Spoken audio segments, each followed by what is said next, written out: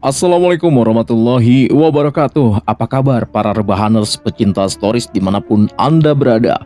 Welcome back to Topan Asfi Channel.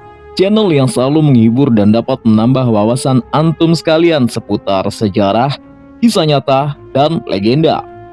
Guys, kali ini kita akan membahas seorang pahlawan nasional yang merupakan pendiri organisasi Islam terbesar kedua di Indonesia, yaitu Muhammadiyah. Beliau adalah Kiai Haji Ahmad Dahlan. Seperti apa perjuangan beliau untuk tanah air kita? Mari sama-sama kita telusuri. Buruan, kencengin volume, siapin ipok hitam, kunci pintu dan jendela, and stay here. This is Topan Asfi Story.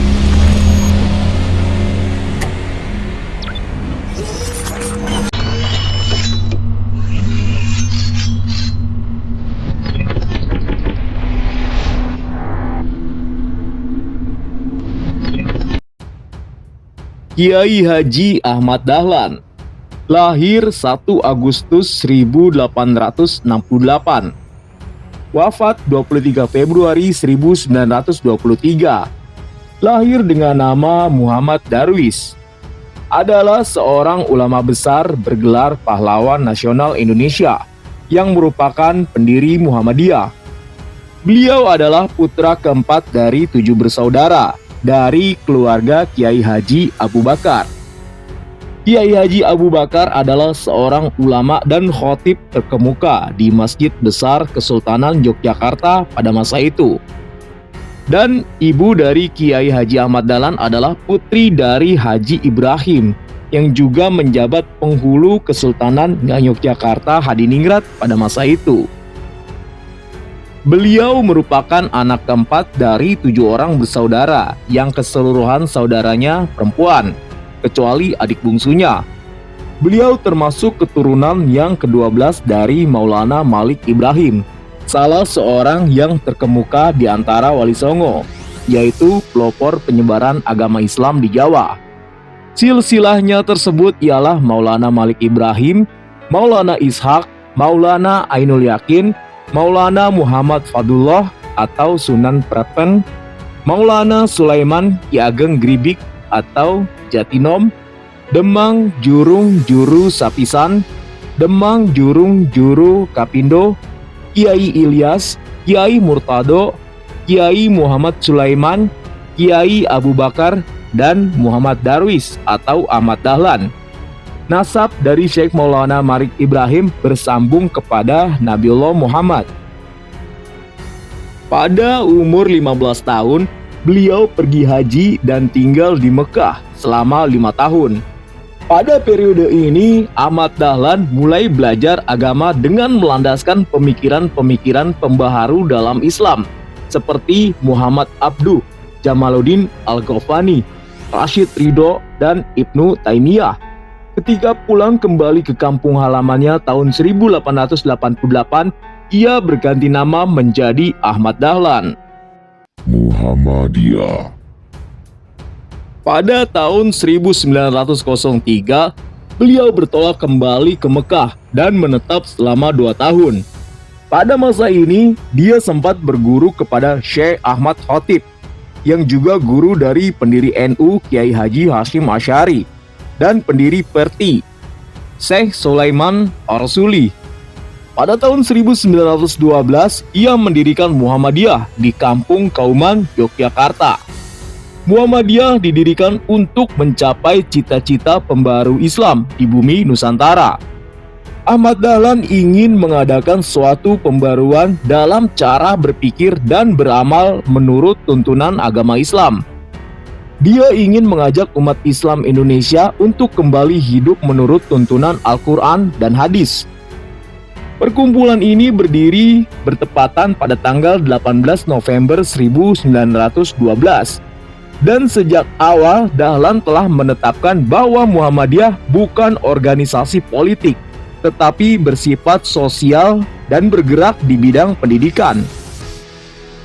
Sebagai seorang yang aktif dalam kegiatan bermasyarakat dan mempunyai gagasan-gagasan cemerlang, Dahlan juga dengan mudah diterima dan dihormati di tengah kalangan masyarakat, sehingga dia juga dengan cepat mendapatkan tempat di organisasi Jamiatul Khair, Budi Utomo, Syarikat Islam, dan Komite Pembela Kanjeng Nabi Muhammad. Gagasan pendirian Muhammadiyah oleh Ahmad Dahlan ini juga mendapatkan resistensi, baik dari keluarga maupun dari masyarakat sekitarnya.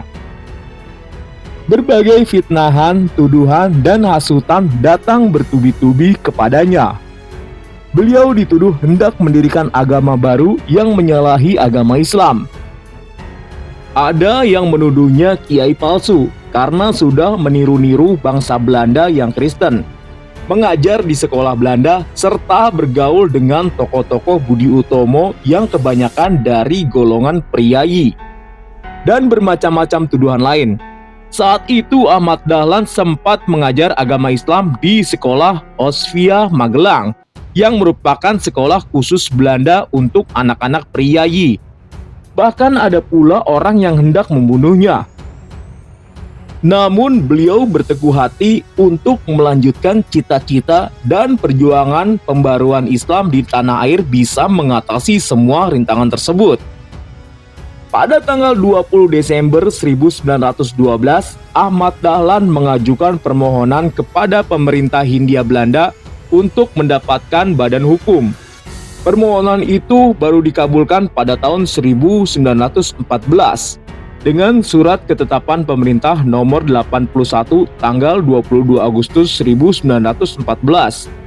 Izin itu hanya berlaku untuk daerah Yogyakarta, dan organisasi ini hanya boleh bergerak di daerah Yogyakarta.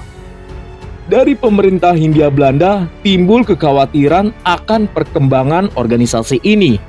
Maka dari itu, kegiatan dibatasi. Walaupun Muhammadiyah dibatasi, tetapi di daerah lain seperti Serandakan, Wonosari, Imogiri, dan lain-lain telah berdiri cabang Muhammadiyah. Hal ini jelas bertentangan dengan keinginan pemerintah Hindia Belanda. Untuk mengatasinya, maka Kiai Haji Ahmad Dahlan menyiasatinya dengan menganjurkan agar cabang Muhammadiyah di luar Yogyakarta memakai nama lain. Misalnya Nurul Islam di Pekalongan, Al-Munir di Ujung Pandang, Ahmadiyah di Garut, sedangkan di Solo berdiri Perkumpulan Siddiq Amanah Tablik Fatona atau SATF yang mendapat pimpinan dari cabang Muhammadiyah. Bahkan dalam kota Yogyakarta sendiri, ia menganjurkan adanya jamaah dan perkumpulan untuk mengadakan pengajian dan menjalankan kepentingan Islam. Berbagai perkumpulan dan jamaah ini mendapat bimbingan dari Muhammadiyah. Di antaranya ialah Ikhwanul Muslimin, Taqwimuddin, Cahaya Muda, Hambudi Suci, Hayatul Qulub, Pria Utama, Dewan Islam, Taharatul Qulub, Taharatul Aba, Tawanu Alal Birri, Ta'aruf Bimakanu Wal Fajri, Wal Asri, Jamiatul Muslimin, dan Syahratul Mubtadi. Dahlan juga bersahabat dan berdialog dengan tokoh agama lain seperti Pastor Van Lith pada tahun 1914 sampai 1918. Van Lith adalah pastor pertama yang diajak dialog oleh Dahlan. Pastor Van Lith di Muntilan sendiri adalah merupakan tokoh di kalangan keagamaan Katolik. Pada saat itu, Kiai Dahlan tidak ragu-ragu masuk gereja dengan pakaian hajinya. Gagasan pembaruan Muhammadiyah disebarluaskan oleh Ahmad Dahlan dengan mengadakan tablik ke berbagai kota. Di samping juga melalui relasi-relasi dagang yang dimilikinya. Gagasan ini ternyata mendapatkan sambutan yang besar dari masyarakat di berbagai kota di Indonesia. Ulama-ulama dari berbagai daerah lain berdatangan kepadanya untuk menyatakan dukungan terhadap Muhammadiyah. Muhammadiyah makin lama makin berkembang hampir di seluruh Indonesia. Oleh karena itu, pada tanggal 7 Mei 1921, Dahlan mengajukan permohonan kepada pemerintah Hindia Belanda untuk mendirikan cabang-cabang Muhammadiyah di seluruh Indonesia. Permohonan ini dikabulkan oleh pemerintah Hindia Belanda pada tanggal 2 September 1921. Sebagai seorang yang demokratis dalam melaksanakan aktivitas gerakan dakwah Muhammadiyah, Dahlan juga memfasilitasi para anggota Muhammadiyah untuk proses evaluasi kerja dan pemilihan pimpinan dalam Muhammadiyah. Selama hidupnya dalam aktivitas gerakan dakwah Muhammadiyah, telah diselenggarakan 12 kali pertemuan anggota atau sekali dalam setahun, yang saat itu dipakai istilah Algemene Vergadering atau persidangan umum. Di samping aktif dalam menggulirkan gagasannya tentang gerakan dakwah Muhammadiyah, beliau juga dikenal sebagai seorang wirausahawan yang cukup berhasil dengan berdagang batik, yang saat itu merupakan profesi wira swasta yang cukup menggejala di masyarakat. Kehidupan pribadi Kiai Haji Ahmad Dahlan. Sepulang dari Mekah, beliau menikah dengan Siti Walidah, sepupunya sendiri, anak Kiai Penghulu Haji Fadil, yang kelak dikenal dengan Nyai Ahmad Dahlan, seorang pahlawan nasional dan pendiri Aisyah. Dari perkawinannya dengan Siti Walidah, Dahlan mendapat 6 orang anak, yaitu Johana, Siraj Dahlan, Siti Bushro, Irfan Dahlan, Siti Aisyah, Siti Zahrah. Di samping itu, Dahlan pernah pula menikahi Nyai Abdullah, janda Haji Abdullah. Dia juga pernah menikahi Nyai Rum, adik Kiai Munawir Kerapiak. Dahlan juga mempunyai putra dari perkawinannya dengan Nyai Aisyah, yaitu adik Anjengan Penghulu, Cianjur, yang bernama Dandana. Dia pernah pula menikah dengan Nyai Yasin, Pakualaman, Yogyakarta. Kematian dan warisan Kiai Haji Ahmad Dahlan. Kiai Haji Ahmad Dahlan meninggal pada tahun 1923 dan dimakamkan di pemakaman Karangkajen, Yogyakarta. Atas jasa-jasa Kiai Haji Ahmad Dahlan dalam membangkitkan kesadaran bangsa Indonesia melalui pembaruan Islam dan pendidikan, maka pemerintah Republik Indonesia menetapkannya sebagai pahlawan nasional dengan surat keputusan Presiden nomor 657 tahun 1961. Dasar-dasar penetapan itu ialah sebagai berikut.